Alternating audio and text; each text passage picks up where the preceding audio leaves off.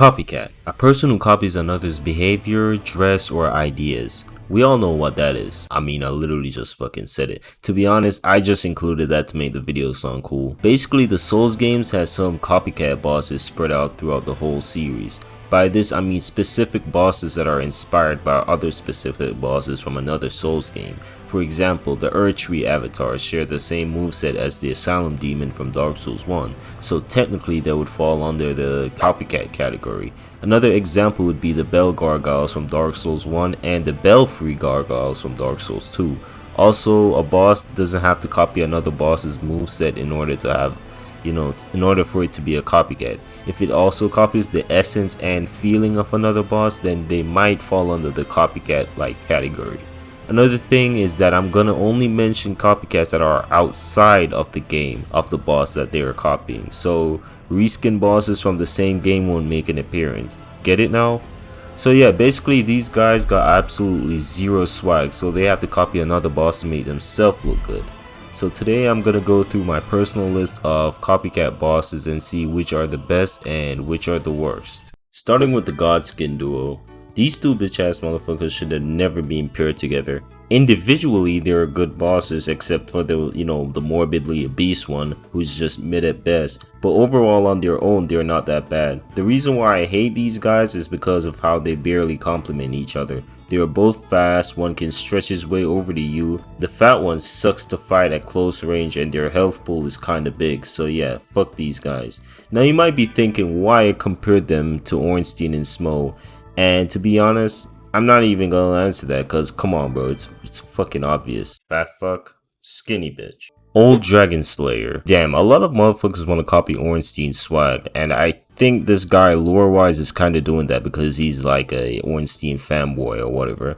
Anyways, the reason why this guy is good is because it's basically just a fun fight. I mean, his moveset, despite some new additions, is pretty similar to Ornstein, who was fun to fight in the first game by himself.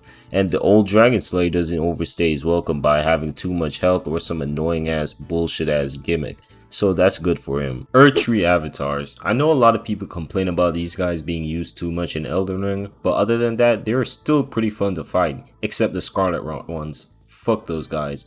So the reason why they are copycats is because they borrow the same moveset and skeleton from the Asylum Demon from Dark Souls 1. However, they have additional moves and different elemental variations that makes fighting them pretty fun and interesting. Belfry Gargoyles. These guys aren't even good at stealing names, they just added free at the end of the bell and called it a day. The boss fight is similar to the Bell Gargoyles from the first game, however instead of fighting two, you fight a lot more and they share the same health bar. That aside, the main reason why I hate these guys is because they're just not that interesting. This is a copycat boss done really wrong. They're just basically the same guys from the first game, but just way more boring and bland. The Red Wolf of Radagon. This dog puts up a pretty good fight. He doesn't steal too much from Sif other than being a big ass dog that swings a sword.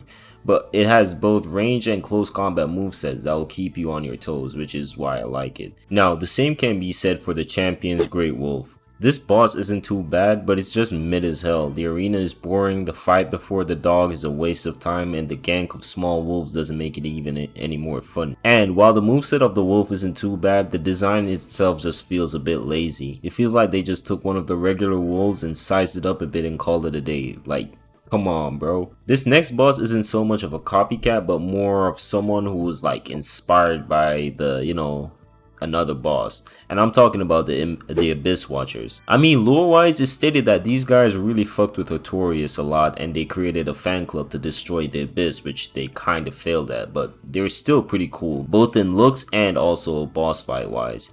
These guys, while not sharing any of Artorias' moveset, you can still feel the essence of him in the whole fight, and without getting into too much details, the fight is pretty great. I really love when FromSoft gives us some badass like humanoid sword wielding bosses. Scorpioness Naka, or Najka. This bitch really thought she could copy Mommy Quailag and get away with it. Everything about her is so boring. Her overall moveset isn't too interesting, her arena while cool looking is just sad, and yeah, that's about it. The only interesting about her is the fact that she's half woman half scorpion, but again, Quailag did that whole half woman half arachnid thing way better. And finally, we have all the horsemen from Elden Ring. And who did they copy, you might ask? Well, who's technically the first horseman boss fight in the Soulsborne games? Come on. It's Gyobu from Sekiro. And no, this dumbass doesn't count. Yeah, technically, this might be a little bit of a stretch, but come on, just bear with me. It's more like inspired instead of copying, because all these guys got their own swag. Like, you see this man in his dripped out fucking golden armor, this guy in his, I don't know, black armor, and then you got Loretto over here with her shiny ass. Like, come on, this shit just looks like they all got their own swag, so it's not copying. And their movesets are pretty different too, so yeah. All the horseman boss fights from Elden Ring have to give credit to him. But Gyobu aside, the horseman fights are surprisingly well done in Elden Ring, and they vary enough not to be boring. My favorites were Loretta, Haligtree version, Draconic Tree Sentinel before entering Lanedale, and the Night Cavalries. I know the Tree Sentinels and the Night Cavalries get used to a tad bit too much throughout the whole game, but even those guys have variety, so it is what it is. So yeah, those were the best and worst copycats from the Souls games. So yeah, that was the end of the video. Shit. So yeah, that was the end of the video. I kind of like burped there a little bit.